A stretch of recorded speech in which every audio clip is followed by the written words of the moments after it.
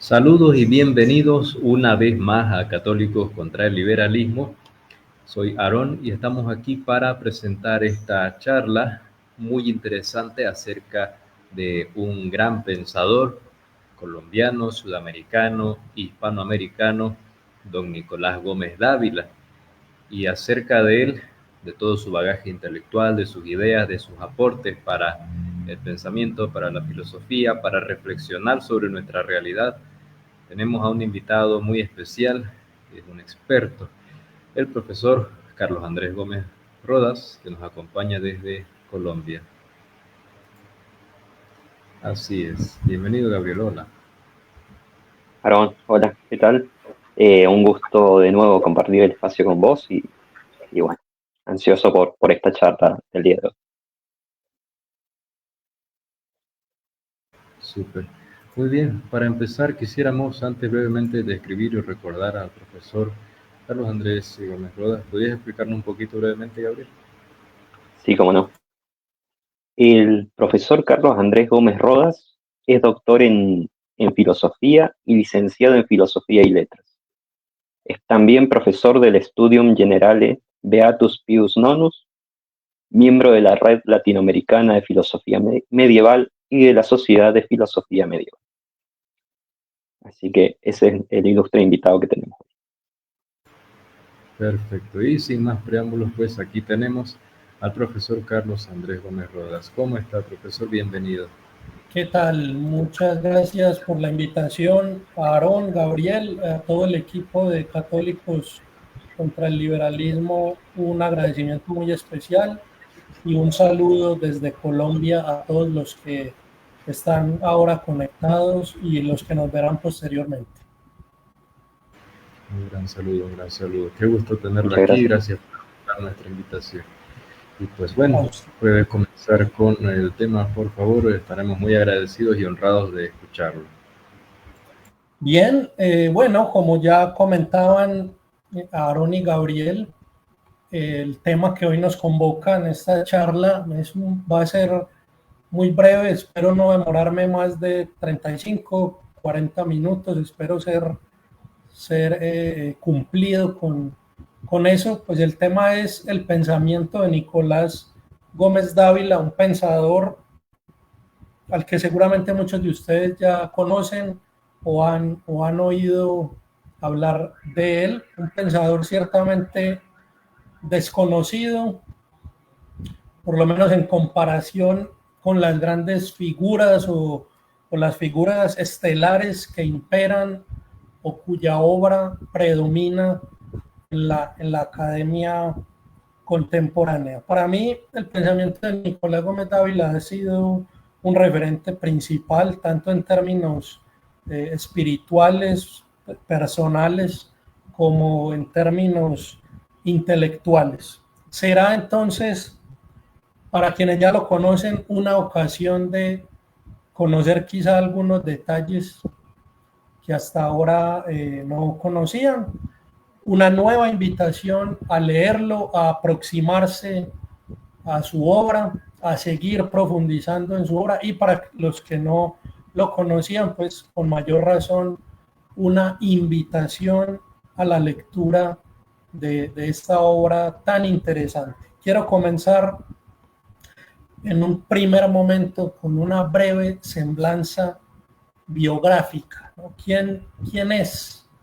¿Quién fue Nicolás Gómez Dávila? Nicolás Gómez Dávila, colombiano, nació el 18 de mayo de 1913 en la capital de nuestro país, la que colonialmente se conoció como Santa Fe, hoy en día pues Bogotá, distrito capital, una ciudad importante. Nicolás Gómez Dávila nace en el seno de una familia de clase alta, bien podemos decir aristocrática,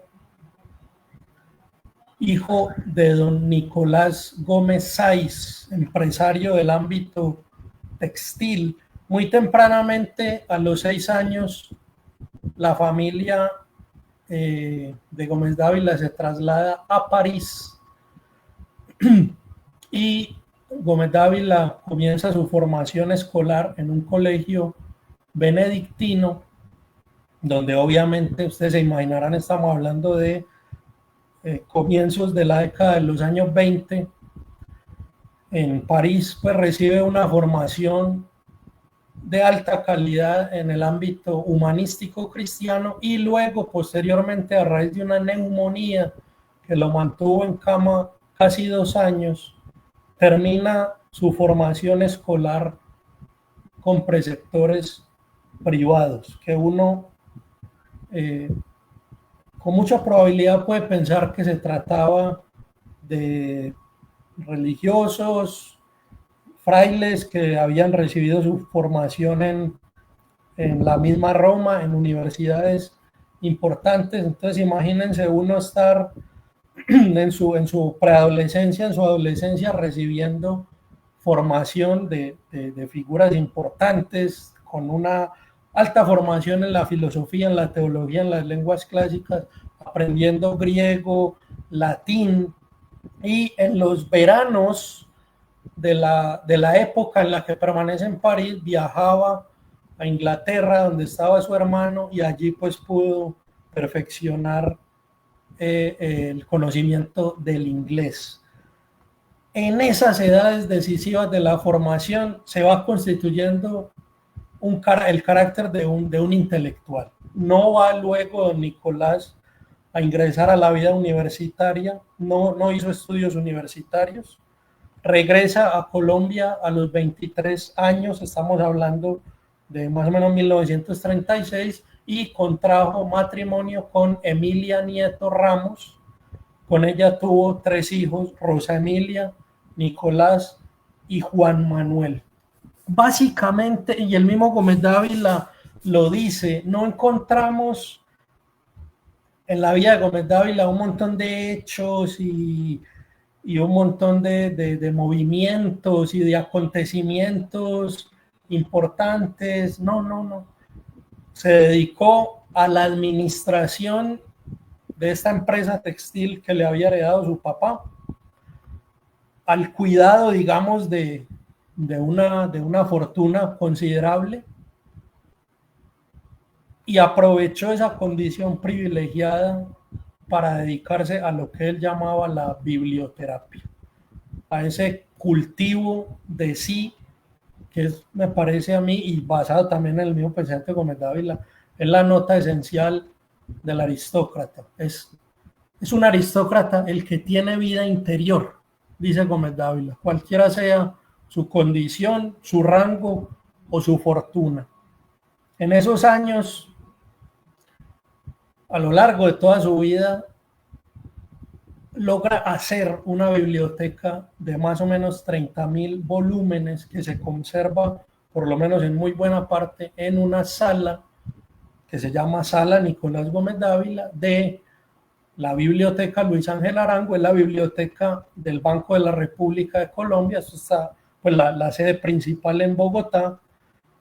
Si no recuerdo mal, y no creo que la hayan trasladado, inmediatamente uno entra a la biblioteca, se encuentra con esta sala donde se puede conocer esta biblioteca fascinante con obras en muchas lenguas. Y bueno, don Nicolás se dedicaba 12, 13 horas al día, si no más, a eso, a la lectura. Leía en las lenguas originales, no gustaba de las traducciones, hace muchas críticas a las traducciones, y por eso su afán de aprender los idiomas para leer en lengua original. Empezó en determinado momento, como fruto precisamente de esa vida, podemos decir, eremítica, retirada, de estudio, de lectura, a hacer lo que él mismo llamó escolios, que un escolio pues es un comentario al margen en un texto. Los medievales, por ejemplo, los escolásticos, cultivaron mucho el escolio. Entonces, en un momento determinado, Gómez Dávila, en unos cuadernos a mano, empieza a notar unas ideas que luego, con el paso del tiempo, entregará para la lectura a un gran amigo suyo, don Ernesto Folkening. Y bueno, son esos escolios los que luego fueron publicados y que él llamó escolios a un texto implícito. Don Nicolás muere el 17 de mayo de 1994, como ustedes ven, un día antes de cumplir los 81 años, en la misma casa donde vivió prácticamente toda su vida, una casa estilo Tudor que él mandó construir y donde permanecía recluido en la lectura. Observar la vida es demasiado interesante para perder el tiempo viviéndola, dice don Nicolás en Escolios 2. Ya más o menos eso dice mucho de quién era, ¿no? Esta es la casa, la que vemos al lado izquierdo, es la casa de don Nicolás. Ojalá puedan ir algún día a Bogotá.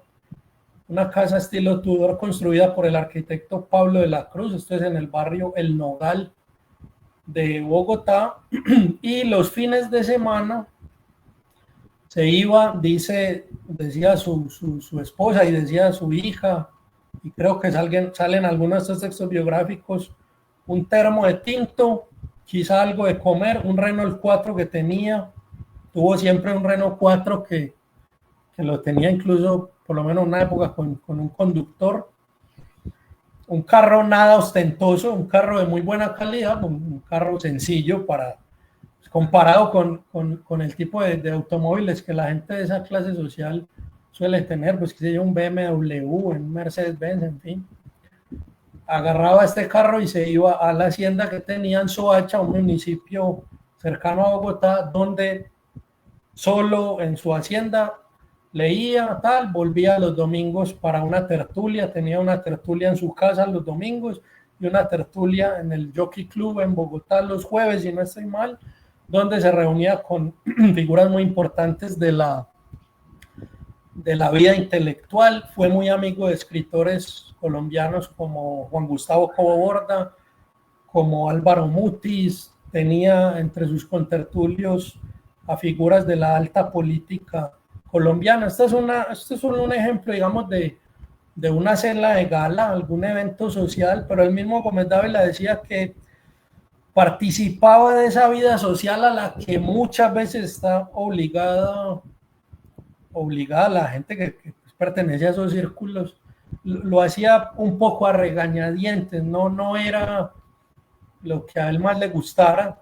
Sin embargo, pues como parte, digamos, de un deber y de una responsabilidad social, pues participaba de ello. Él tenía esa predilección por la vida solitaria, por la lectura, por el buen diálogo y el diálogo sobre temas de altura. Lo vemos aquí a la izquierda, encabezando ahí como la fotografía de gafas. Ese es don Nicolás. Aquí lo vemos, por ejemplo, con Laureano Gómez Castro y Alberto Lleras Camargo, dos figuras fundamentales de la política colombiana. Don Nicolás era consultado por personas de la alta política, ¿no? Consideraban que la opinión de Gómez Dávila en asuntos de Estado era importante. Sin embargo, don Nicolás rechazó siempre cargos políticos, nunca tuvo ninguna aspiración política, tuvo un par de cargos en consejos directivos de bancos, pero nada más. Sin embargo, era considerado un referente importante, como esta fotografía lo muestra, ¿no? Esto es en la casa de don Nicolás, y ahí está con dos que fueron presidentes, que luego, por cierto, firman el llamado acuerdo o pacto de Benidorm, por el cual se establece el Frente Nacional, según el cual, digamos, el Partido Conservador y Liberal, intentando superar una época marcada por guerras entre estas dos facciones, pues convienen que cada 4 años para las elecciones, el Frente Nacional elegirá un candidato conservador como candidato, luego un candidato liberal, y se irán así alternando. Obviamente, durante esa época ganaron siempre los candidatos del Frente Nacional, entonces pues fue así, ¿no? Un conservador, luego un liberal y así.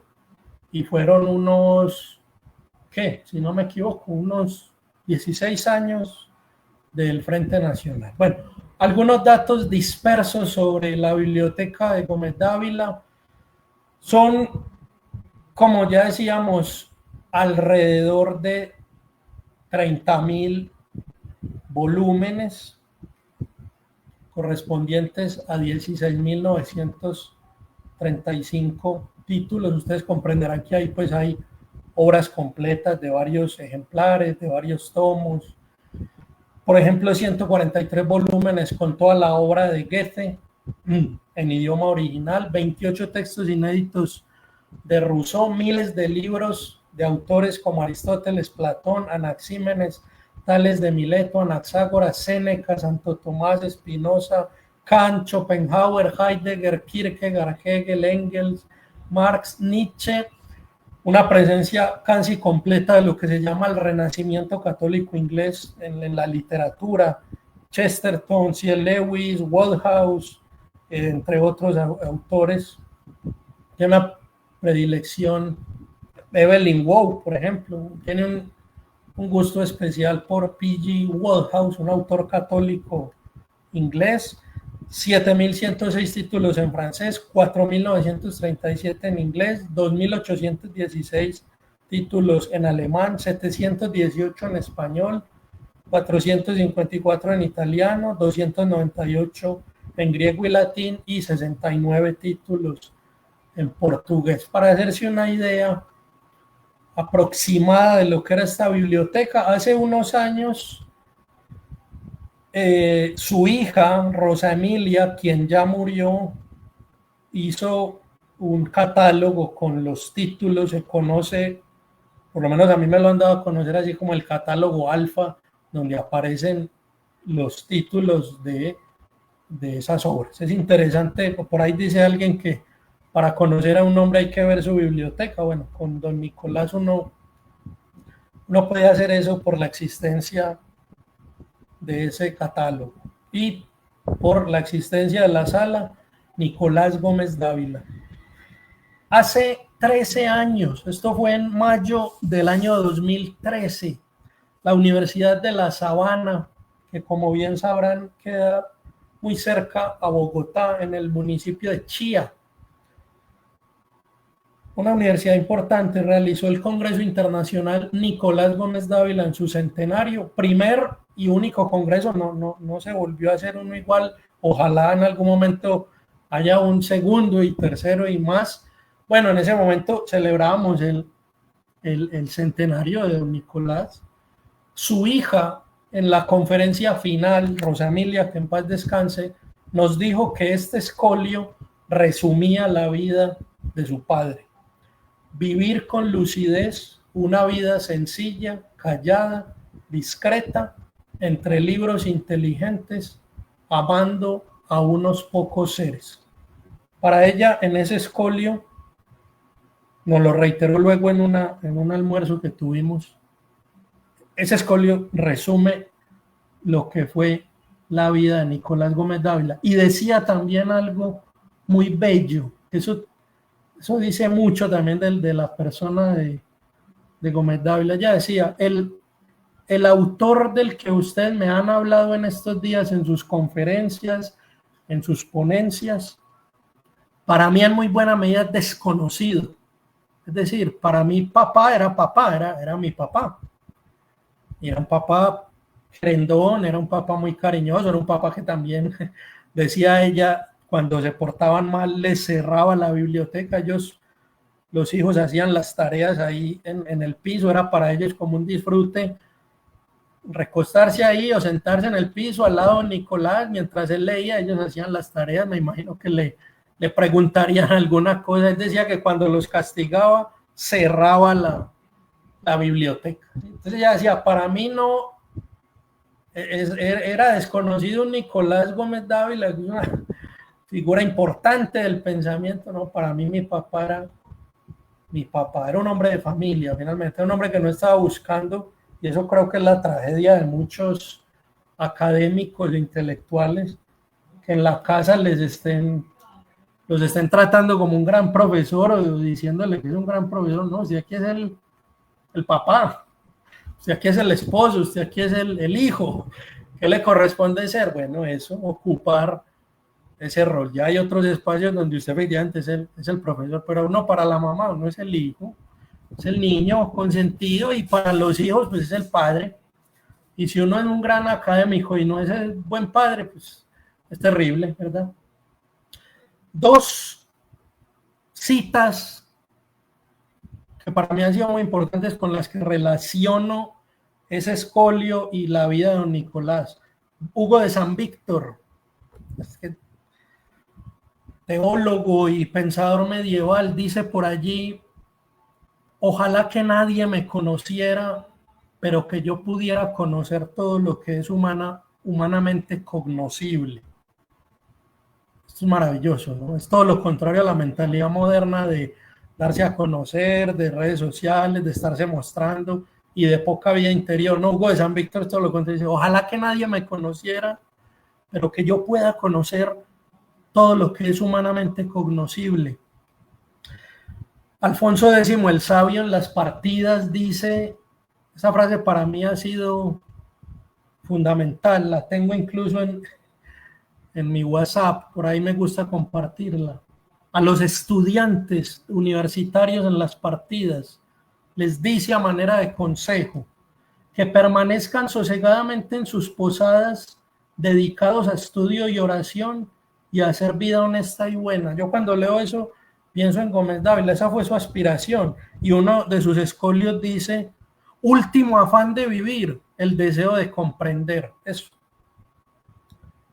Estas son las obras de Nicolás Gómez Dávila, que, como decía, van surgiendo de unas frases que, como cualquier persona, escribe uno en un cuaderno. Notas. Las notas son, ya podríamos decir, párrafos, ya se alejan del estilo aforístico, van tendiendo más a ser ensayo, pero siguen siendo a grandes rasgos literatura aforística, fragmentos breves. Ustedes lo pueden ver, las notas. Es una edición privada de 1954 en México, por iniciativa de un hermano de don Nicolás, de Ignacio. Estas notas que tienen unas recientes ediciones ahora, hace unos 20 años, por la editorial Villegas, pero la primera edición fue 1954, una edición privada que se hizo para personas cercanas. Es más, yo nunca he podido conocer esa edición. Tengo la edición de Villegas de 2003, ¿no? Textos 1, de editorial Voluntad, de 1959, que ha tenido ediciones de unos 20 años para acá, varias. Francisco Pisano de Brigard, que fue un gran contertulio de don Nicolás Gómez Dávila, así como el hijo Diego Pisano Salazar. Comparten que en un momento determinado don Francisco Pisano le preguntó a Gómez Dávila, don Nicolás, bueno, don Colacho, cuando usted habla de texto implícito, ¿a qué se refiere? ¿Cuál es el texto implícito? Él le dijo: el texto implícito está en la página 61 a 110 de textos. Cuando uno lee esa parte de textos, que en la edición más reciente de Villegas es como en la página, sí, por ahí, 59 a 112, bueno, por ahí. El tema es la democracia moderna como divinización del hombre, el aspecto gnóstico de la democracia moderna, por la cual el hombre, considerándose Dios, mata entre comillas, ¿no?, al Dios trascendente, y se pone a sí mismo como criterio metafísico, ético, político, jurídico, como criterio absoluto de todo. Ese es el tema de texto.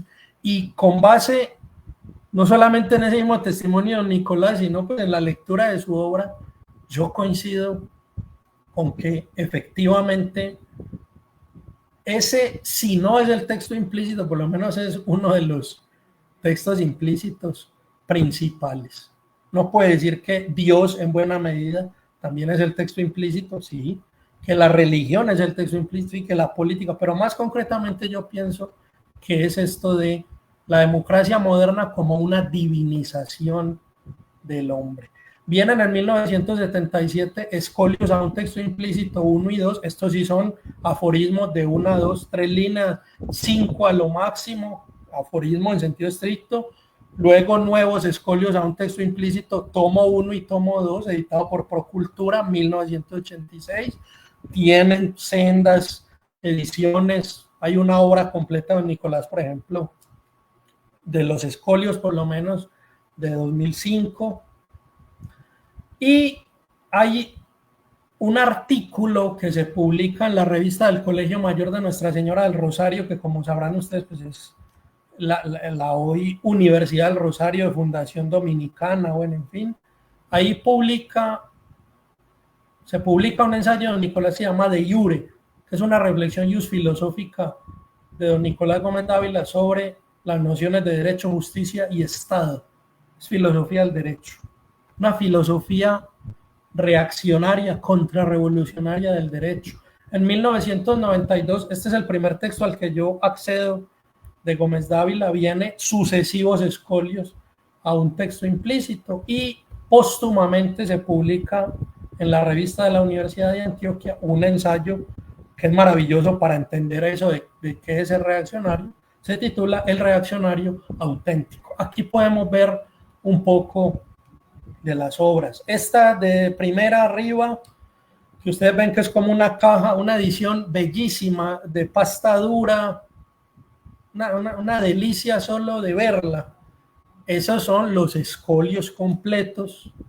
Ahí no están notas ni textos, ni están los breves ensayos, están los escolios, con un tomo de introducción de un italiano que estudió mucho a don Nicolás, filósofo muy connotado, Franco Volpi, que murió hace ya unos 15, 16 años. Es una introducción muy, muy hermosa a la obra de don Nicolás. Villegas Editores, una edición de lujo. Ahí están, por ejemplo, todos los escolios. Esta es la edición de notas, la que sigue, del año 2003, si no estoy mal, 2002-2003, de Villegas Editores. Esta ya no es pasta dura, son ediciones realmente que a mi juicio le hacen honor a la calidad y a la contextura de este pensador. Aquí vemos luego textos en la edición de Casa de Asterión Ediciones, editorial fundada y dirigida por quien yo considero el mayor experto en Colombia en la obra de don Nicolás. Él muy posiblemente dirá que no, pero yo lo sigo considerando así. El profesor Alfredo Abad Torres de la Universidad Tecnológica de Pereira, pasta dura, ilustrado al interior por su hija, que hace unos dibujos muy hermosos de don Nicolás. Una edición bellísima, muy recomendada. Aquí vemos el ensayo de Iure en una edición bilingüe publicada por la Universidad del Rosario. Aquí vemos abajo los escolios en inglés, una selección, esta es una selección publicada por Villegas Editores. Einsamkeiten, que traduce soledades, es la edición, la primera edición que se hizo, si no estoy mal, en austríaco por Peter Weiss de los escolios en la editorial Karolinger.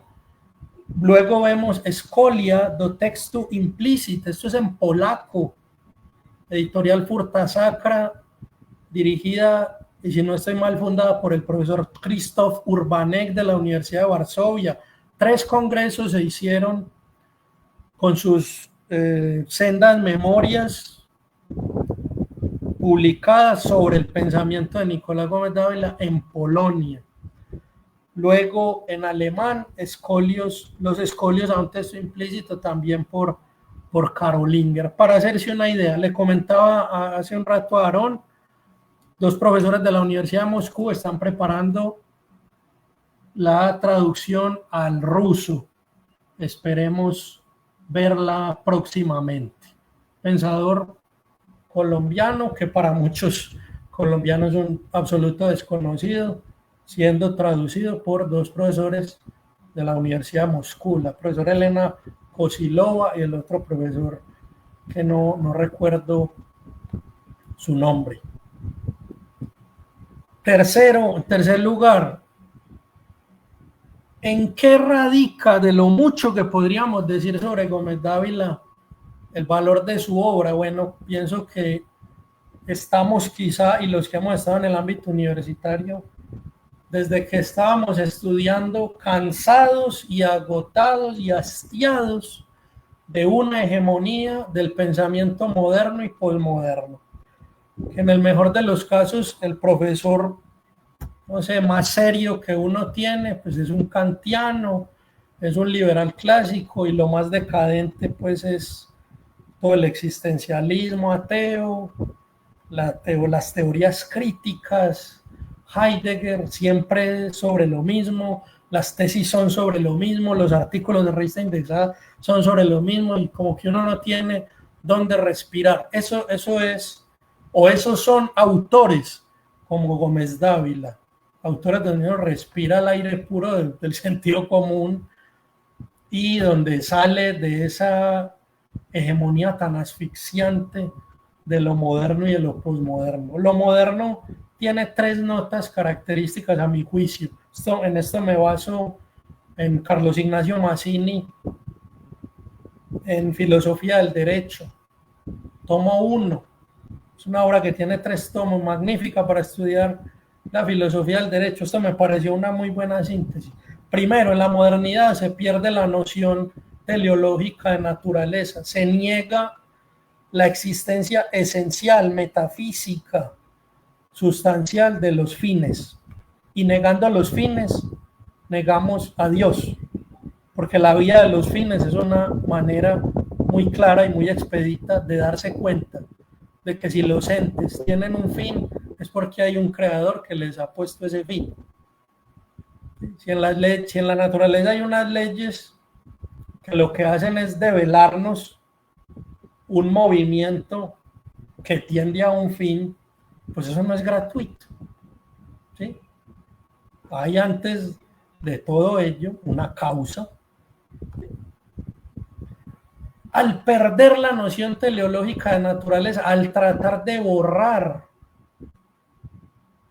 los fines o de desviar la mirada para que el hombre no se encuentre con los fines, se está de alguna manera haciendo opaca la presencia de lo divino, de las causas metafísicas. Esto la posmodernidad lo lleva a su requinte en una crítica de la razón constructiva y sistemática. La filosofía moderna, si se le puede considerar filosofía, yo lo dudo mucho ciertamente, cambia esa búsqueda de los fines por la mera razón, por una introspección en la mera razón del ser humano. La posmodernidad ya incluso sospecha de la razón. Ya entonces va un paso más adelante de lo moderno. Por eso dice el profesor Plinio Corrêa de Oliveira, el doctor Plinio, que la revolución es progresiva, y uno lo ve en filosofía. Los pensadores posmodernos se atreven a aquello que los modernos no se atreven, pero si uno mira las raíces de lo posmoderno, están en lo moderno. Son, como dice Rafael Corazón González, dos caras de una misma moneda. El iluminismo ilustrado y lo que vemos hoy con todo el mundo, por ejemplo, del género y lo woke, son padre e hijo, son madre e hija. Gómez Dávila tiene un escolio en el que dice: el terrorista es nieto del liberal. Bueno, es algo así. No tiene que hacer la genealogía de los monstruos. Aparece esa concepción moderna del sujeto, que es un sujeto que entonces ya no se encuentra con la realidad, descubre la realidad, adecua su entendimiento a las cosas, sino que es casi un creador. Es el cambio del paradigma realista al paradigma constructivista. El hombre no descubre la ley natural, no, él crea la ley. El hombre no descubre lo que es bueno y lo que es malo, no, él define lo que es bueno y lo que es malo. reeditando concepciones de los antiguos sofistas. Bueno, eso es lo moderno. La crítica posmoderna ya va incluso a ese sujeto a matarlo, es lo que Foucault un poco dice cuando afirma la muerte del hombre, ¿no? Es que eso que parecía como la razón cartesiana, el cogito, no, eso responde es a un montón de estructuras anónimas, a un montón de resortes, el inconsciente, los maestros de la sospecha venían diciendo, no, es el sexo, Freud, la pulsión sexual y de muerte, Freud, la economía, Marx, los resentimientos de clase y la opresión y demás, Nietzsche. Entonces el mismo sujeto queda desdibujado. Ojo que es el contexto en el que estamos hoy, es lo que impera en las universidades. Y uno dice, bueno, pero nadie piensa algo diferente. No, es que es lo hegemónico. La inmanentización del pensamiento, metafísica y no ética. Metafísica en cuanto negar que haya algo más que el mundo inmanente. Entonces encerrar al hombre en su inmanencia, en su humanidad, negar lo trascendente. Eso es una inmanentización metafísica y una inmanentización no ética. El hombre está encerrado en su propia subjetividad, incapaz de conocer lo que las cosas son. ¿Eso a qué lleva lo posmoderno? A una ausencia de fundamentos metafísicos y disolución de los pseudo fundamentos modernos. Eso es lo que está a la base, por ejemplo, del existencialismo y de este absurdo en el que hoy vivimos. ¿Qué texto resume esto magistralmente? El famoso diálogo del loco en la Galla Ciencia de Nietzsche, ¿no? Voy a leer solo este fragmento final.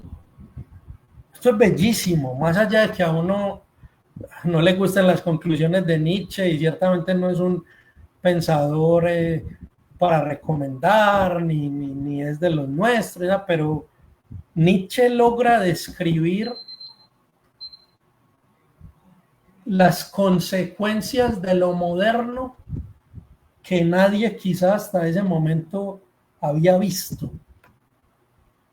Nietzsche no es el que mata a Dios, no, Nietzsche dice, han matado a Dios. Y la idea esta de la muerte de Dios no es que sea de Nietzsche, como mucha gente piensa, no, Hegel tiene ya un ensayo al respecto y si uno hace una genealogía de esa idea, eso está en los antiguos, la muerte de los dioses, no es algo moderno. Pero ciertamente que Nietzsche, y concretamente en ese pasaje de la Galla Ciencia, queda muy bien resumida la situación y la tesitura de ese mundo que al final de la modernidad empieza a darse cuenta de las consecuencias del pensamiento moderno. Dice el loco, ¿a dónde ha ido Dios?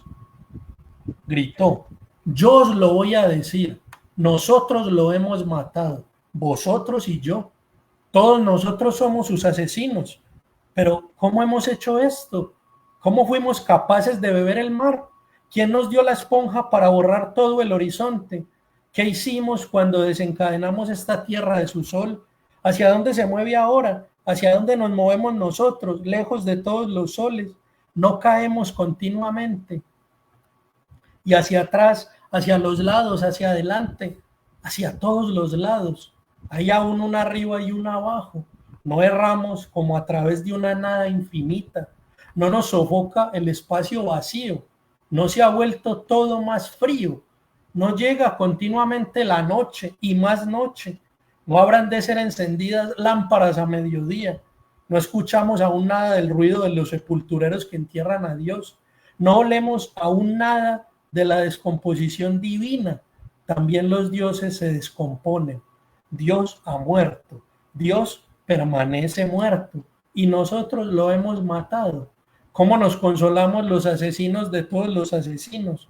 Lo más sagrado y lo más poderoso que hasta ahora poseía el mundo sangra bajo nuestros cuchillos. Ese es el diagnóstico que hace Nietzsche al final de la modernidad. Es una tragedia que según él hay que aprender a vivir con gozo, hay que hacer fiesta en esa nueva circunstancia, si la llamamos así, pero es una tragedia. ¿Por qué? Porque habiendo muerto Dios, el que acepta pues la supuesta muerte de Dios, eso le implica reconocer que nada entonces tiene fundamento. Es la negación de todo fundamento, reeditando en esto también las ideas de varios de los sofistas, concretamente de Gorgias de Leontini, la negación de la verdad, la negación del bien en sí mismo. Todo es juego, todo se puede comprobar y falsar, todo se puede afirmar y todo se puede negar.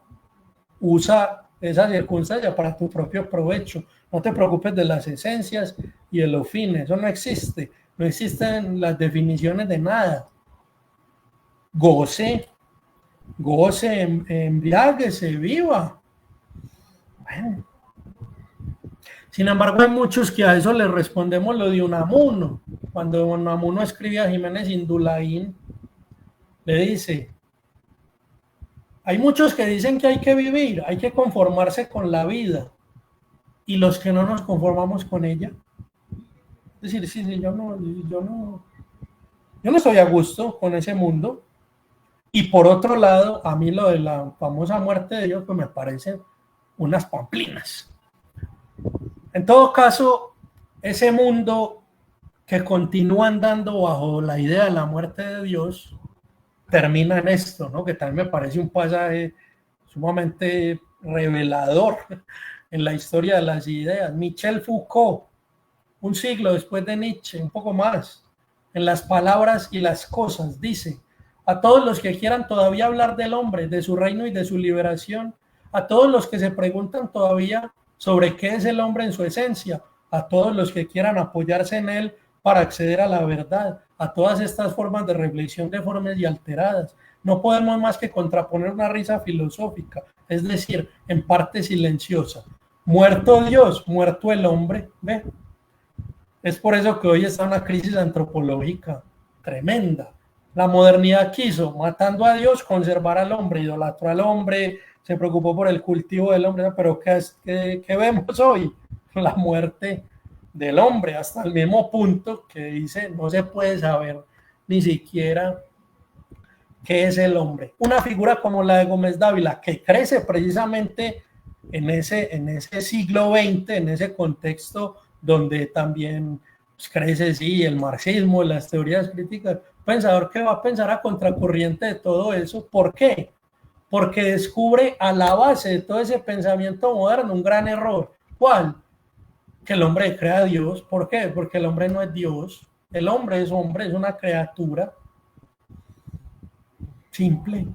No lo puedo decir de una manera más sencilla. De creerse Dios, de ponerse como punto de partida, repito, en lo metafísico, en lo ético, en lo jurídico, en todo, en lo político, viene el gran error y no hemos podido salir de ahí. Desde que no corrijamos ese error, lo que estamos haciendo es ponerle paños de agua tibia a nuestras personas y a nuestras sociedades. Y Gómez Dávila ve en la Revolución Francesa, obviamente, un hito fundamental. Por eso dice: la Revolución Francesa ha sido la ola más alta de la marea gnóstica. Si el gnosticismo es la divinización del hombre, uno sobre el gnosticismo puede decir mucho. Es como decir nihilismo, es inabarcable. Es una palabra que ya al solo decirla lo abruma a uno. Esto es todo un mundo. Hay gente que se dedica solo a estudiar eso. Pero para nuestro tema nos interesa eso. Los gnósticos en muy buena medida decían: no, es que como Dios se ha dispersado en unos eones, el hombre y todo el mundo ha quedado divinizado. Bueno, eso luego, esas ideas se traducen luego en política. Y por eso la Revolución Francesa, ¿qué trata de hacer? Reemplazar la cosmovisión católica tradicional con una religión política. Incluso recuérdese que ellos cambian el calendario litúrgico católico por calendario, un calendario con fiestas de la revolución y de los autores y de los próceres de la revolución, y es lo que en buena medida los estados modernos y las repúblicas modernas hacen cuando van desplazando las festividades religiosas que nos conectan con lo trascendental por fiestas meramente civiles. Eso lo analiza muy bien Joseph Pieper en un libro muy bello, se llama Una teoría de la fiesta. Se lo recomiendo, es eso. Sin embargo, ¿qué ve Gómez Dávila en todo eso que uno le exaltan, que el Mayo francés y Woodstock, y que eso es lo que exalta la cultura decadente en las películas y todo? Ve eso. Las revoluciones democráticas no son bajios de infantes, sino estertores de moribundos. ¡Qué tristeza! Creer que uno va a cambiar el mundo consumiendo drogas, que uno va a cambiar el mundo siendo un promiscuo sexual, creer que uno va a cambiar el mundo pues, cometiendo actos terroristas, que uno va a cambiar el mundo para bien, en vez de restaurando lo perdido, acelerando la decadencia. Es absurdo. No, lo que hay que hacer es precisamente recuperar lo perdido. Esto es muy a grandes rasgos y de nuevo, insisto, el texto implícito, yo por lo menos comparto esa perspectiva, es esa divinización del hombre convertida en política. Ese tema, digamos, que obsesiona a Gómez Dávila, si me permiten el verbo. Él se enfoca en eso, ese es el leitmotiv. Y yo puedo decir que todo escolio, toda nota, todo texto, de una u otra manera está relacionado con eso. Gómez Dávila, hasta cuando habla de arte, de literatura, del mismo oficio del historiador, etcétera, de las universidades, a las que también por ahí les hace su crítica. En el fondo está el texto implícito, está ese tema. Algunos escolios como para profundizar y para invitar a la lectura. El hombre solamente es importante si es verdad que un Dios ha muerto por él. Es una maravilla. El verdadero fundamento de la dignidad humana no puede ser otro que una instancia metafísica, sino es que son dos espejos vacíos que no reflejan nada. Si Dios no fuese persona, hace rato que habría muerto, dice Gómez Dávila. Dios es persona. Cuando hablamos de Dios, hablamos de un ser personal, un ser con el que yo me puedo comunicar. No es una energía, no es un ente, no es una plantica, no es un león, es una persona. Dios es un ser personal. Gómez Dávila es un autor católico, lo veremos al final, pero creo que eso se da por sentado. Es un defensor de una cosmovisión católica. El Übermensch, el superhombre, es recurso de un ateísmo inconforme. Nietzsche inventa un consuelo humano a la muerte de Dios. El ateísmo gnóstico, en cambio, proclama la divinidad del hombre. Esto es una distinción, un matiz muy interesante. No es lo mismo la divinización del hombre gnóstica y moderna que el superhombre nietzscheano, ¿no? El superhombre de Nietzsche sabe que es un hombre, que no es más que un hombre, humano, demasiado humano, es un hombre. No pretende ser más que un hombre.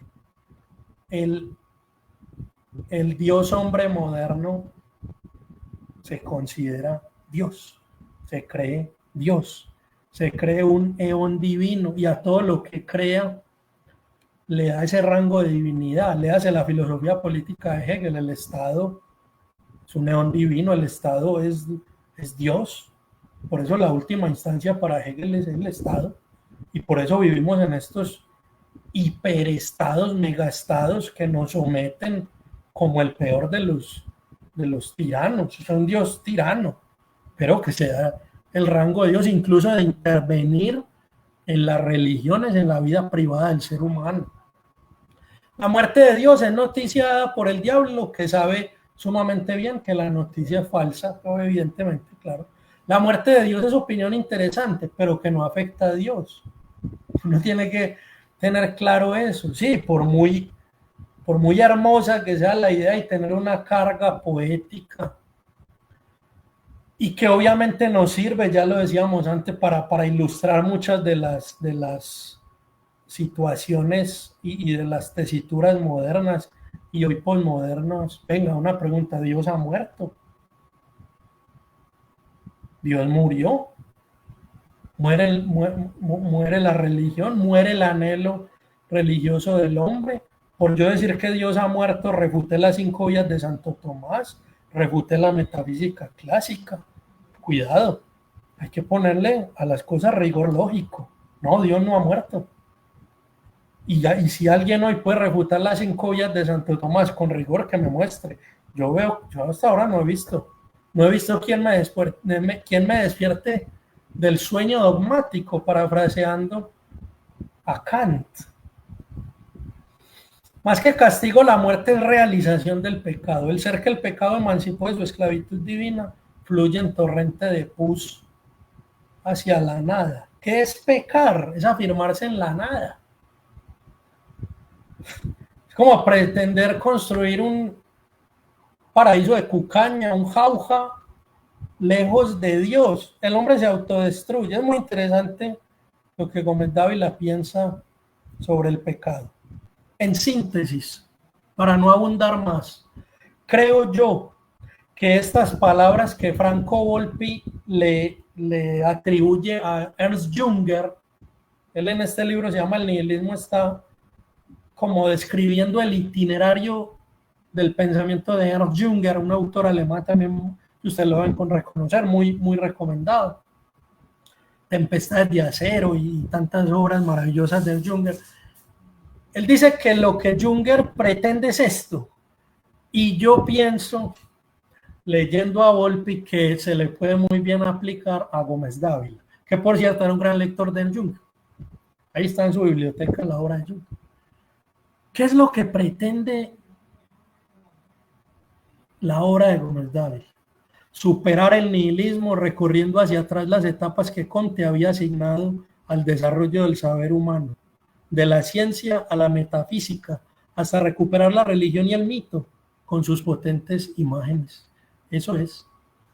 Brevemente, algunas críticas que se le pueden hacer a Gómez Dávila y cosas con las que yo no estoy de acuerdo con Gómez Dávila, aunque haya sido y siga siendo para mí un pensador esencial y coincido mayormente con él, tengo unas diferencias. La primera, Gómez Dávila no gustaba mucho de Santo Tomás. Me da a mí la impresión, sería atrevido, porque hay cosas que no termina de entender de Santo Tomás. Cae quizá en unas lecturas que se hicieron sobre Santo Tomás y que quizás sean más del neotomismo que del propio Tomás, de verlo como un autor racionalista, por aquello de pretender demostrar la existencia de Dios a través de unas vías racionales. Gómez Dávila un poco se queja de eso. Las ideas sobre el derecho natural que hay en Gómez Dávila, este es un tema que sigue suscitando entre los estudiosos de Gómez Dávila álgidas discusiones. ¿Es Gómez Dávila un naturalista? No lo es. ¿Por qué? Porque la teoría clásica del derecho natural le hace unas críticas muy fuertes. Él dice que eso en última viene del estoicismo, que es un intento de reemplazar a Dios como fundamento absoluto de la moral, que eso termina en inmanentismo. Bueno, este tema del derecho en Gómez Dávila es muy interesante. Esto ha dado lugar a tesis doctorales, a textos en el ámbito jurídico. Hay cultores de Gómez Dávila muy valiosos. Bueno, es un tema para el estudio de los expertos en ello. Yo repito, yo no comparto esas críticas de don Nicolás, y sería totalmente incoherente pensar en él como un ius positivista. Es muy complicado uno sostener que Gómez Dávila era un ius positivista cuando se aproxima a la integralidad de la obra. Por otro lado, tiene unos exabruptos hispanofóbicos o hispanófobos en algunos momentos, que simplemente yo los invito a que exploren. Hay un artículo de Miguel Saralegui de hace unos años se llama Nicolás Gómez Dávila, hispanófobo. Pueden mirarlo, a ver de qué se trata eso. Yo creo que lamentablemente Gómez Dávila estuvo un poco influido por una cierta hispanofobia inglesa. Fue un país que influyó mucho en don Nicolás, como les digo, vivió en Inglaterra, se formó, tenía un cierto aprecio por lo inglés. Es probable que se le haya pegado algo de eso. No comparto sus exabruptos hispanofóbicos. Es una parte de don Nicolás que yo no comparto. Recomiendo el texto de Saralegui. Gómez Dávila hispanófobo. Un cierto, bueno, esto es un asunto menor, incluso yo creo que ya para la próxima ya lo quito, pero en fin, me llama la atención. Un cierto pesimismo y escepticismo acerca del apostolado. Él tiene algunas ideas sobre el apostolado, pero yo creo que más bien se refiere a un cierto proselitismo, que en realidad no es apostolado, sino búsqueda de seguidores. A veces el apostolado se transforma en eso. Él, por ejemplo, dice que el apostolado, que no tratemos de convencer, el apostolado daña los buenos modales, que los apóstoles de la cultura terminan convirtiéndola en negocio. Bueno, eso a veces puede pasar, pero no creo que sea el apostolado. Yo creo que el apostolado en su sentido genuino es algo muy noble, es algo a lo que estamos llamados hoy, que el mismo Gómez Dávila se considerara así o no, fue y sigue siendo un gran apóstol. Hay gente que se convierte leyendo a Gómez Dávila, a autores como Gómez Dávila. Cuando uno realmente tiene la pretensión de hacerle un bien al otro, más que formar grupos o hacer plata o tal, eso se nota. Y a veces es verdad, el apostolado pervierte en proselitismo. Papa Francisco dijo al inicio de su pontificado, decía, la iglesia no crece por proselitismo, sino por atracción. Si el proselitismo es la búsqueda de adeptos por la consecución de adeptos o el uso ilegítimo para fines ruines y bajos y mercantiles de lo religioso, pues claro, deleznable el proselitismo. Pero si lo que buscamos es simplemente, como dice San Pablo, dar razón de nuestra esperanza, pues yo creo que es más que noble.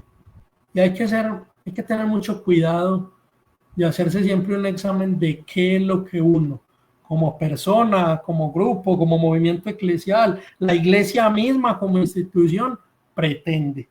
¿Es el bien de las almas o likes de Facebook? Por eso me llama mucho la atención. Por último, para terminar, Nicolás Gómez Dávila, el catolicismo como patria. Gómez Dávila dice que el catolicismo es su patria. Y va a ser muy crítico, y este es uno de los temas que yo más he explorado en Gómez Dávila, del modernismo en la iglesia, de la entrada del modernismo y de la mentalidad moderna en la iglesia. Por lo tanto, para él, el Concilio Vaticano II va a estar bajo lupa. Hay veces en que uno, leyéndolo sin que él diga Concilio Vaticano, uno sabe que se está refiriendo a eso. Uno sabe que se está refiriendo a una encíclica. Hay un escolio. Ustedes saben que Feuerbach en alemán es como arroyo de fuego, pero Feuerbach es también el apellido de este pensador nefasto que decía que la teología es en realidad antropología, bueno, en fin, pensador de la izquierda hegeliana. Gómez Dávila dice sarcásticamente en uno de los escolios que si sobre la asamblea apostólica descendieron lenguas de fuego, sobre las actuales asambleas de obispos desciende un arroyo de fuego, un Feuerbach. Dice Gómez Dávila, tiene unos dardos. Yo al respecto escribí 2 textos. Uno se llama Ese triunfo final de la mente burguesa sobre el alma cristiana, porque Gómez Dávila dice que el modernismo teológico es eso, El triunfo de la mente burguesa sobre el alma cristiana, y en ese texto analizo las críticas de Gómez Dávila al clero moderno, así sí, son críticas al clero moderno, a la tendencia moderna en la formación del clero, en el apostolado del clero, en la desfiguración de lo que debe ser el sacerdote católico. Y otro que fue publicado en italiano como posfacio a la edición italiana de Nuevos y Sucesivos Escolios por editorial GOC, que se titula Nicolás Gómez Dávila e il Concilio Vaticano II, Nicolás Gómez Dávila y el Concilio Vaticano II. Ambos textos los encuentran en mi perfil de academia, academia.edu, Carlos Andrés Gómez Rodas, buscan, ahí encuentran mis textos. Dice Gómez Dávila: el primado de San Pedro estorba al clero progresista, el misticismo de Juan le carga, la teología de San Pablo lo irrita. ¿No será que su patrón es el apóstol dotado de conciencia social, el que protestó contra el despilfarro ceremonial de ungüentos, el que propuso vender la mirra litúrgica para repartir su precio entre los pobres? Una crítica a la teología marxista de la liberación y cosas por el estilo. Claramente está haciendo una pregunta a esas doctrinas hoy tan en boga y que eso dominan las facultades de teología, y es aburridísimo, es quitarle toda la gracia y la razón de ser a la teología. Eso no solo es que sea malo, eso es aburridísimo, y todos esos autores repiten lo mismo y bueno, hay que decirlo, eso ya es un discurso superado. O sea, la gente que en filosofía y en teología se dedicó duramente a eso, le tocó migrar a otros temas, porque eso a finales de los 80, principios de los 90, con la caída del muro de Berlín, eso ya no era, ya no fue lo que era. Pero eso sigue influyendo en muchos católicos. Bueno, ¿qué es lo que hay detrás de eso? Dice Gómez Dávila, en un tono ya muy espiritual, místico, diría yo: la crucifixión es el ontanar de la gracia. Y termino con esto. Por eso el leitmotiv ha sido esto de la muerte de Dios. Fue el título que yo le quise dar a mi libro sobre Gómez Dávila, Nicolás Gómez Dávila, Frente a la muerte de Dios, publicado en 2020 por el ITM. Y esto de Frente a la muerte de Dios, pues precisamente porque la obra de Gómez Dávila se planta de cara a esta idea de la muerte de Dios y la pone en crisis, la pone en el banquillo de los acusados. Y por eso yo me quise arriesgar con ese título, aunque de pronto me prestara a malinterpretaciones, y es confrontar la voz de un pensador católico, de un pensador contrarrevolucionario frente a las hegemonías moderna y posmoderna, e invitarnos a un serio examen de lo que han sido los últimos 5 o 6 siglos de nuestra historia, para que nos preguntemos si el atolladero en el que estamos no implica revisar los inicios de esa cosmovisión moderna y posmoderna bajo la que hoy vivimos. Por eso termino con este escolio. Dios ha muerto, exclamó ese Viernes Santo que fue el siglo XIX. Hoy vivimos en el atroz silencio del sábado, en el silencio de la tumba habitada. ¿En cuál siglo alboreará sobre la tumba desierta el domingo de Pascua? Es una manera de decir que habrá un renacer de las grandes verdades, un renacer de la metafísica clásica, un renacer del realismo, un renacer de los clásicos griegos y latinos, y uno ya lo ve, aunque sean pequeños grupos como canales en YouTube, páginas de personas muy jóvenes interesadas por este tipo de autores. Y uno dice, pero eso ¿cómo se explica? No, eso se explica porque el Espíritu Santo sopla donde quiere. Yo a eso no le encuentro una explicación tanto natural. Tiene unas aristas naturales, racionales, sí, pero esto para mí es un signo precisamente de que quizá alborea el domingo de Pascua. Yo les agradezco mucho y también a manera de cierre, parte de ese renacer del que hablo es la labor del Studium Generale Beatus Pius Nonus, formado en España. Pueden buscar en Google. En Google, Studium Generale Beatus Pius Nonus en romanos. Y ahí les van a aparecer el canal de YouTube, Telegram, en Facebook, para que puedan conocer más de nosotros. Estamos en una empresa intelectual precisamente de recuperar la formación clásica, de congregar a académicos, a estudiantes interesados en eso y difundir la cosmovisión tradicional precisamente en el marco de una batalla cultural contra unas ideas que, como decía, predominan, pero que a nada llevan, que son nocivas, y pues en el marco del diálogo intelectual, confrontar eso, por lo menos ofrecer una alternativa a todos aquellos que se encuentran asfixiados por esa supuesta pluralidad, pero que no es más que, repito, una hegemonía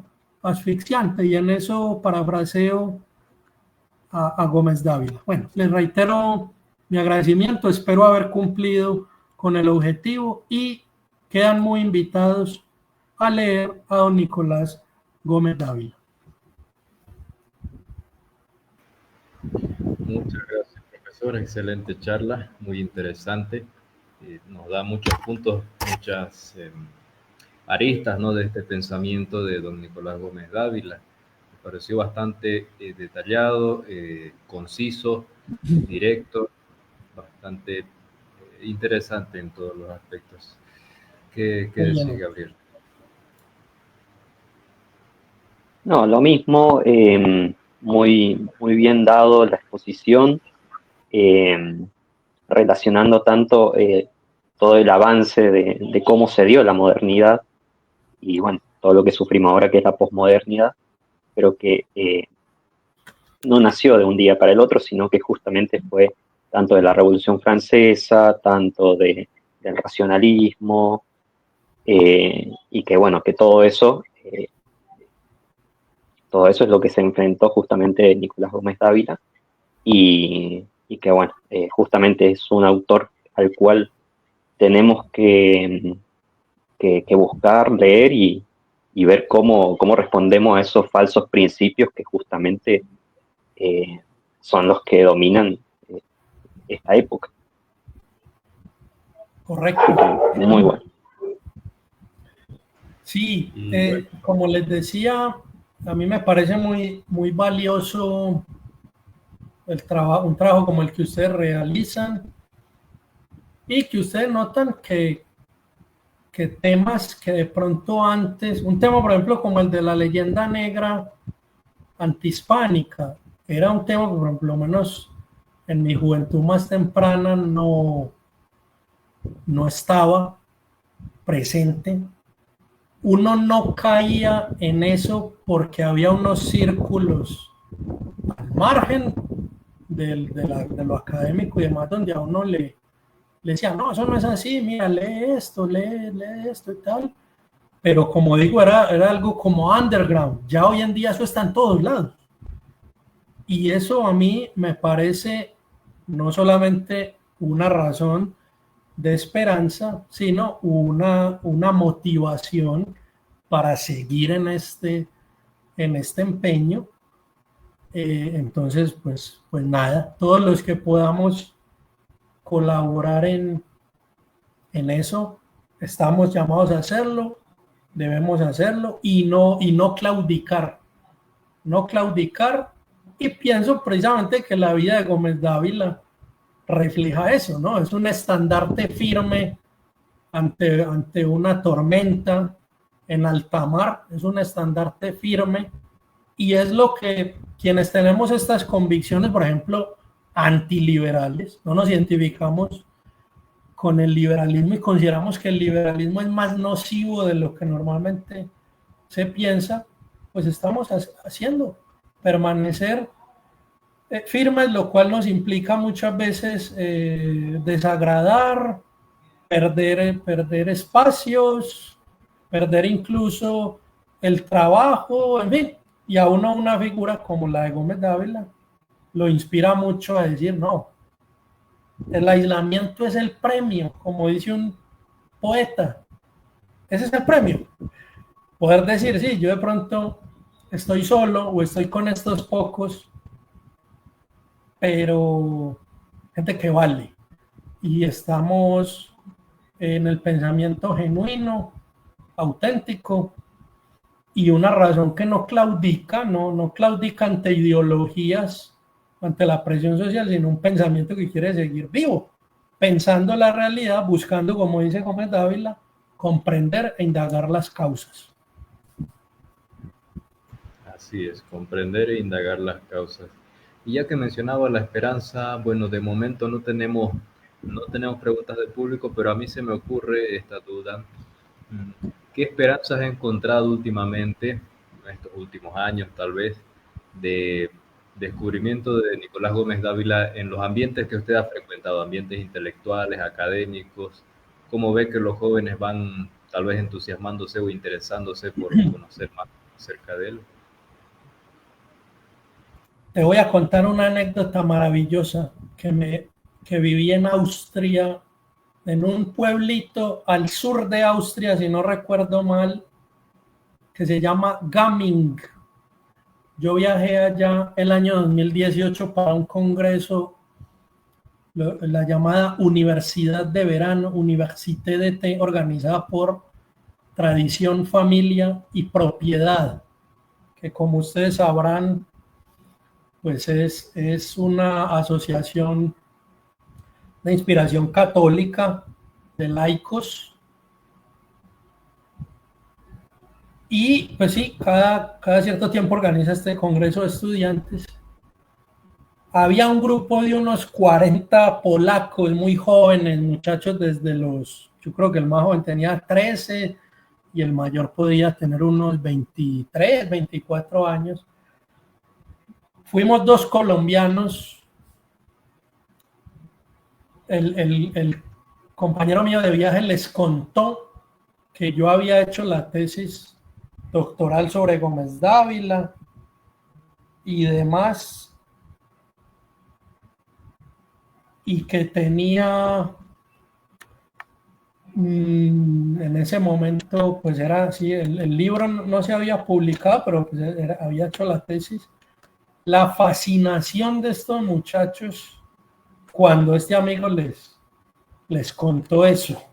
Ese es un tema que me llamó mucho la atención. No sabían qué hacer conmigo, siéntese aquí, venga, lo invitamos a un café, tráigale un helado, háblenos de Gómez Dávila, háblenos cómo es su tesis y por qué. Esto es no solamente por lo que estoy diciendo, unos polacos en Austria que ya conocían a Gómez Dávila, ciertamente que lo habían leído, sino la juventud, muchachos adolescentes, la mayoría, interesados por esto. El tema del Congreso eran los 50 años del Mayo francés, era un análisis desde distintas disciplinas y distintas aristas sobre el Mayo francés. Entonces, eso también es un signo de esperanza. La experiencia cercana en general que tuve yo con Tradición, Familia y Propiedad, a quienes sigo considerando mis amigos cercanos, pero hubo un momento en el que estuve más comprometido con las actividades del grupo. Eso para mí es un signo de mucha esperanza, ¿no? Encontrar muchachos jóvenes que en vez de estar desperdiciando su vida en los vicios, en la mala formación que muchas veces hay en las universidades, en tantas trampas que hay, están en estos temas, están en este momento quizá viendo este espacio, están leyendo a Santo Tomás, están en un círculo de estudio donde leen Aristóteles y están aprendiendo griego y latín. Yo ahora mismo estoy repasando griego y latín en unos cursos, ahí hay unos niños estudiando griego y latín. Eso para mí es un signo de esperanza, es un girasol que brota en el lodo. Y como yo digo en mi libro, la pretensión de ese libro, más que todo, es esa: que la persona al leer el libro vaya a Gómez Dávila, y al leer a Gómez Dávila se encuentre con Dios, que Gómez Dávila lo lleve a la contemplación de Dios, a valorar la riqueza de una cultura y de una cosmovisión católica, que nosotros no tenemos por qué estarle comprando ni robando a nadie más, no.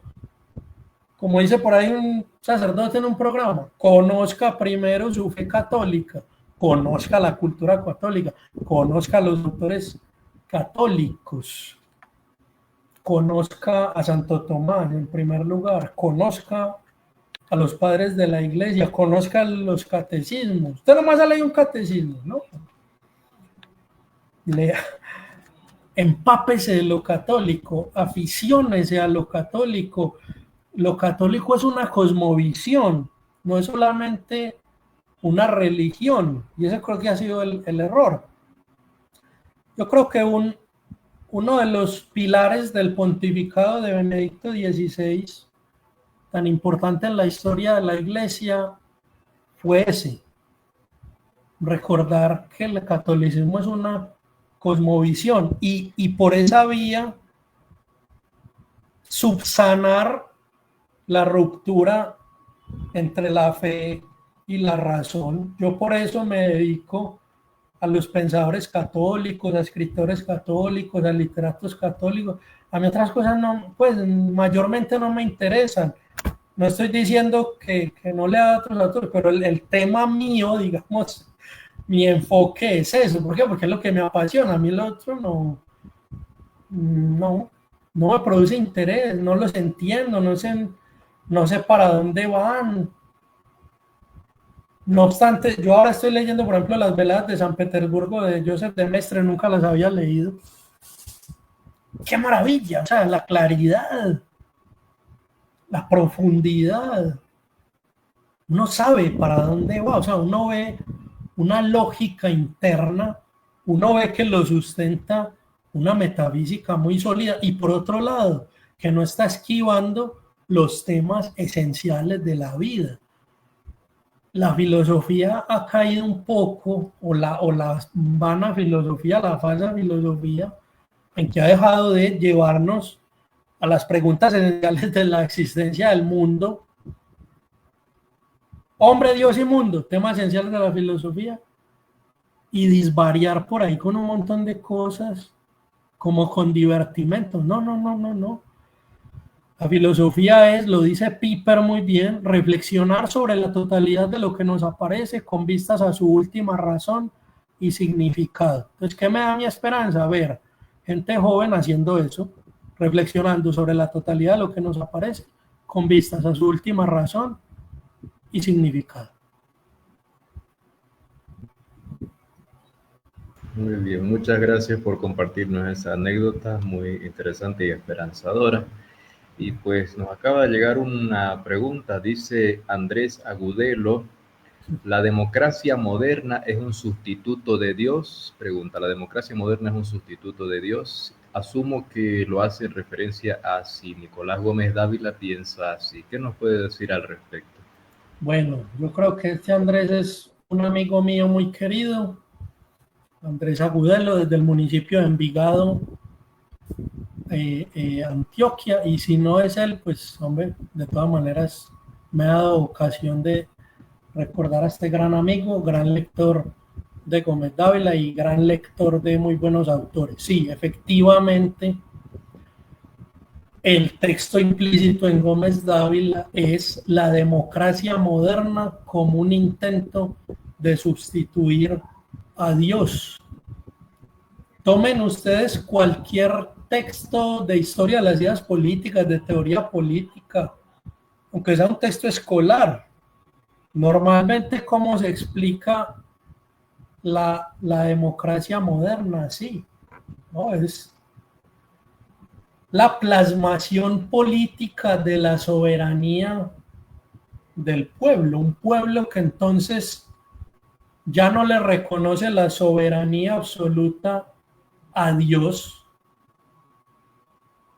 y entonces ya Dios no es la instancia absoluta de lo ético, de lo jurídico, de lo político, sino que es ese mismo pueblo, la humanidad endiosada, la que va a determinar qué es lo bueno y qué es lo malo, qué es lo justo y qué es lo injusto, qué es verdad y qué es falso. Al respecto, un libro que para mí es, eso casi que llega a ser una Biblia sobre el tema. A mí realmente este libro se me convirtió en un texto canónico para entender lo que estamos hablando. Búsquenlo, por favor. Así sea que lean, no lo lean completo porque es extenso. Lean algunos fragmentos, algún capítulo. Este tema tratado a profundidad.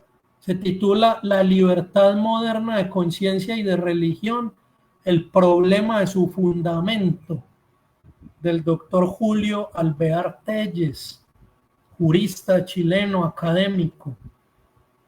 En ese libro uno entiende esto a profundidad y cómo esa divinización del hombre y del Estado se va manifestando paulatinamente en las figuras cimeras del pensamiento moderno.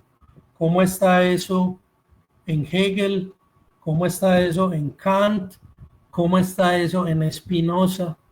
Y al final, que es lo más interesante, quizá, cómo es que de una manera insospechada ese pensamiento se cuela en la teología católica. Y esto ya es el hierro de madera. Son dos cosas totalmente incompatibles. ¿Sí? Y entonces, ¿cómo termina el católico asumiendo muchas de estas ideas de la modernidad, de la democracia, de la soberanía popular, y tratando de hacer un pastiche, como un collage, que eso al final siempre dan un monstruo entre esas dos cosmovisiones? No se puede. Y usted termina, cuando trata de conciliar lo inconciliable, traicionando una de las dos, que normalmente, pues, o siempre es el catolicismo. Entonces, sí, efectivamente, ese es el tema, e insisto, considero que ese es el texto implícito, o por lo menos es el texto implícito principal entre otros textos implícitos que pueda tener la obra de Nicolás Gómez Dávila, y gracias por la pregunta. Perfecto, muchas gracias, profesor. Quedó bien respondida la pregunta. De momento no se me ocurre alguna más. ¿Qué decís, Gabriel? ¿Se te ocurre alguna? Sí, profesor, no sé si podría quitarme alguna duda sobre, usted había dicho que Nicolás Gómez Dávila tuvo relación o tuvo contacto con políticos influyentes, presidentes. ¿Por qué Nicolás Gómez Dávila no entró en política? Si a través de la política se pone en práctica esos principios que él estudió. Entonces, justamente muchos de los comentarios o críticas que se hacen al católico formado, o también al filósofo, es que solamente divaga en especulaciones. ¿Cómo relacionar esas dos, esa complicación?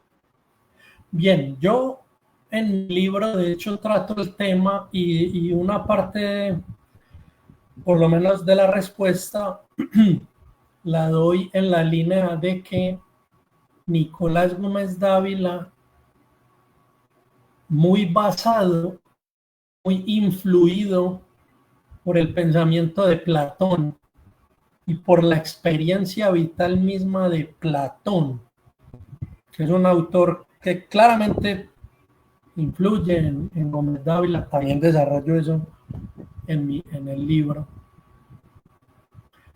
Piensa que la acción política está más en el pensamiento que en los cargos públicos. Es decir, que la acción política por excelencia es el pensamiento político, es la filosofía política. Eso no quiere decir que esté en contra de aquellos que están efectivamente en los cargos públicos, en el gobierno, pero sí les plantea una pregunta: ¿qué tanto son ellos pensadores de la alta política? ¿Qué tanto filosofan la política? ¿Qué tanto ejercen ellos esa vida pública como plasmación de una cosmovisión política? Porque es el problema de nuestros días, es el ocaso de las ideologías. Entonces, que ve uno en los parlamentos, en muchos casos un montón de gente ahí gritando, defendiendo más intereses de partido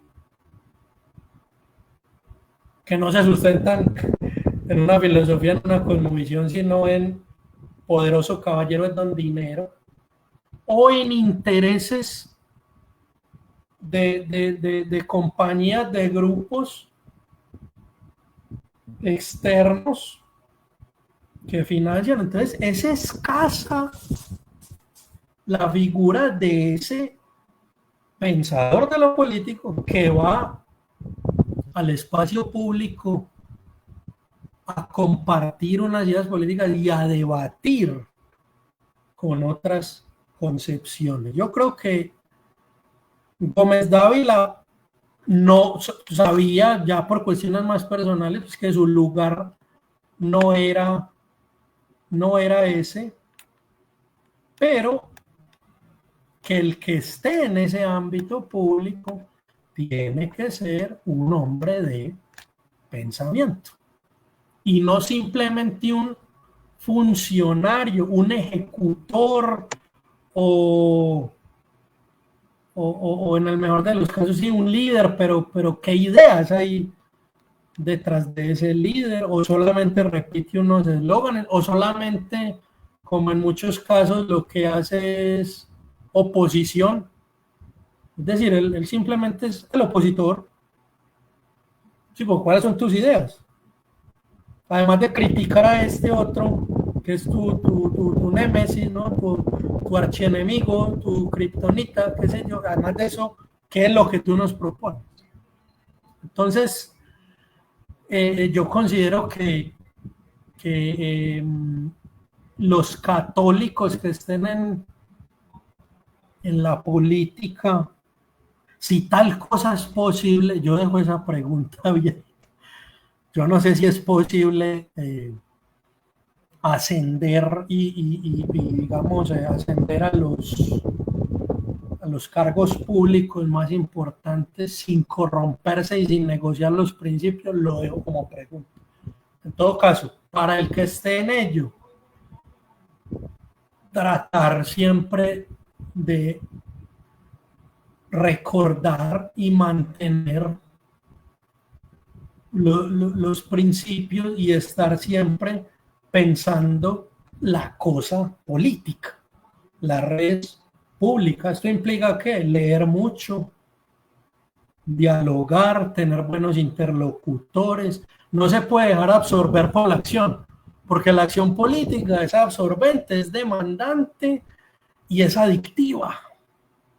la atención de la mayoría es adictiva, que a uno lo aplaudan y eso puede ser adictivo. O sea, tiene que cuidarse de eso, por lo cual también, y mucho más prioritario que la vida académica contemplativa en sí misma, la oración.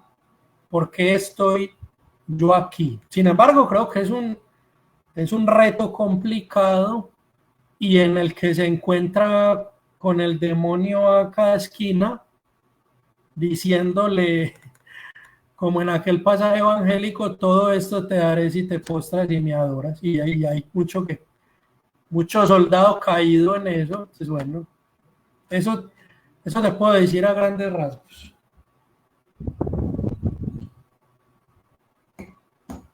Perfecto, Es más, muchas bueno, gracias. a propósito, perdón que Sí, te interrumpa, el hijo de Gómez Dávila, si no estoy mal, Ignacio, hijo de Gómez Dávila, fue candidato en un momento si no estoy mal, para la alcaldía de Soacha, cosa por el Partido Conservador, si no recuerdo, cosa que, por lo que yo sé, Gómez Dávila no se la reprochó y efectivamente pues la acompañó, le daría algunos consejos, en fin, tal, lo acompañó, pero pues que finalmente no quedó. Entonces eso me permite afirmar precisamente que no había tampoco una hostilidad frente a la vida pública, a los cargos públicos, pero sí repito, hay implícita en su vida y explícita en su obra a que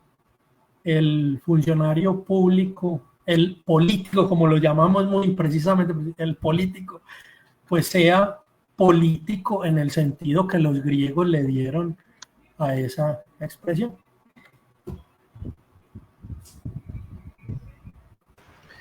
Muy interesante todo este desarrollo del tema. Da para pensarlo porque sí, hoy el tema de la corrupción en política es muy frecuente a la hora de dialogar sobre eso, presentar el tema, debatirlo. Surgen estos temores, ¿no? De no querer meterse en eso por esos riesgos, esos peligros, y pues está bueno que lo contemplemos y que analicemos los riesgos. Gracias, profesor, por su respuesta.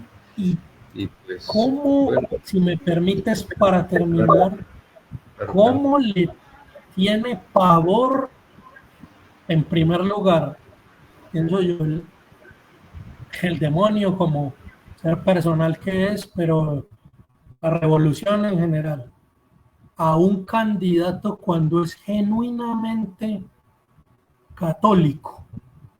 Mires el caso de Sacheri en Argentina. Yo ahora estoy fascinado con la figura de Jordán Bruno Yenta desde que lo conocí, leí la biografía que hace Caponeto con su señora, una maravilla. O sea, cómo Sacheri y Yenta en buena medida ponen a temblar a un status quo revolucionario que se da cuenta que la única alternativa que tienen es matarlos. El homicidio de ellos, que a mí no me cabe duda que eso es un martirio, sí, ciertamente. Espero verlos algún día en los altares a los dos.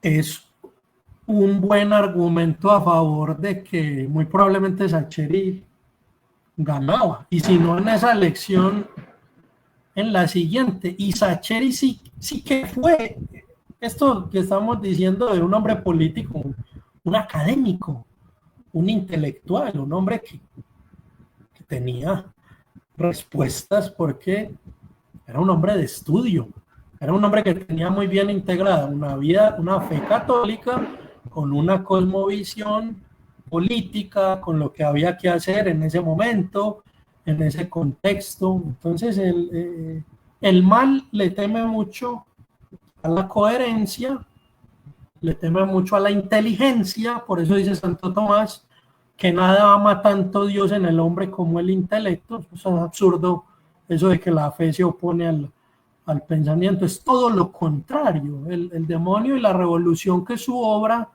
temen tanto al intelecto que lo que tratan es de pervertirlo. Hace poco leí a don Antonio Millán Puelles, tan bello, que es un autor tan maravilloso, muy recomendado también. Don Antonio Millán Puelles, un gran tomista, decía: el bohemio es la parodia del aristócrata y del verdadero pensador. Es lo que se promueve hoy en los supuestos círculos intelectuales, ser el bohemio. El bohemio es una parodia simiesca del intelectual, ¿no? Dios ama el intelecto y Dios ama todo lo que promueve el intelecto, y cuando las iniciativas políticas van acompañadas y van sustentadas de ese fuerte basamento, sustento teórico, intelectual, reflexivo, eso es un tanque. Por eso, bueno, por eso se habla del think tank, es un tanque de pensamiento. Yo exhorto a que si esas iniciativas hay que llevarlas a cabo, cada uno encontrará su lugar. Bien dice San Pablo, la iglesia tiene doctores, tiene predicadores, cada uno encontrando su lugar, pero que sí tenemos que estar presentes y no caer, eso que me parece importante también, en unas posturas que yo por lo menos considero que en este momento son prematuras, no más adelante, que es como una opción Benedicto mal entendida, ¿no? No, nosotros ya abstraigámonos, nosotros ya no votemos, nosotros vámonos a la montaña, esas democracias de las republiquetas modernas, ¿para qué? Eso a mí no me interesa, eso es del diablo. Pues no, tampoco, porque eso es dejarle el campo libre al enemigo, ¿no? Hay que hacer presencia lo más que podamos, repito, sin negociar los principios, pero haciendo notar que aquí, como dijo algún presidente de Colombia, aquí estoy, aquí me quedo, aquí estamos y aquí nos quedamos, y nosotros no nos vamos a ir, y somos católicos. Sí. Toda la razón, toda la razón. Grandes mártires, Carlos Alberto Saqueri y Jordán Bruno Yenta, así como muchos otros que pues pelean por la fe, defienden los principios y no se dejan engañar por el demonio, ni negocian sus principios.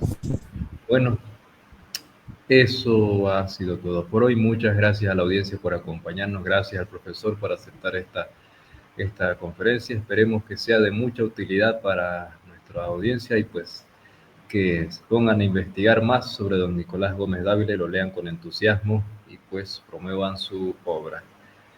Muchas gracias, nos veremos en una próxima ocasión, Dios mediante. A usted muchas gracias, un saludo. Un saludo. Adiós.